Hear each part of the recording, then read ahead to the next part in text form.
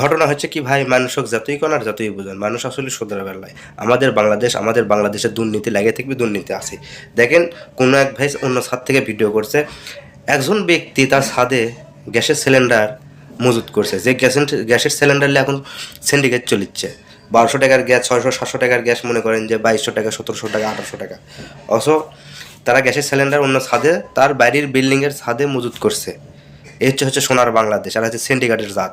আসলে প্রশাসন এই বিষয়ে কোনো কথা কয় না। আসলে আমাদের দেশের আইনগুলো ঠিক নেই, এই কারণে এই সমস্যাগুলো। যদি আইন ঠিক থাকতো তাহলে সব কিছু ঠিক হতো। আইনটাই যে দুর্বল, আইন যে টাকার ওপর চলে। এই কারণে আমাদের দেশে যে ভিডিও করুন আর যেটাই করেন, আসলেই প্রতিবাদ করে কাম হবে নয়। প্রতিবাদ একটাই, নিজেরা যদি প্রতিবাদ করতে পারেন তাহলে এগুলোর ধ্বংস করা যাবে। এই মজুতকারীগুলো যারা সিন্ডিকেটে ব্যবসা করে, এদের পিছনে রুখে দাঁড়ান লাগবে, নিজেরা রুখে দাঁড়ান লাগবে, তাহলে হবে। কিন্তু প্রশাসন দ্বারা কোনো কাজ হবে না, আইন দিয়ে কোনো কাজ হবে না।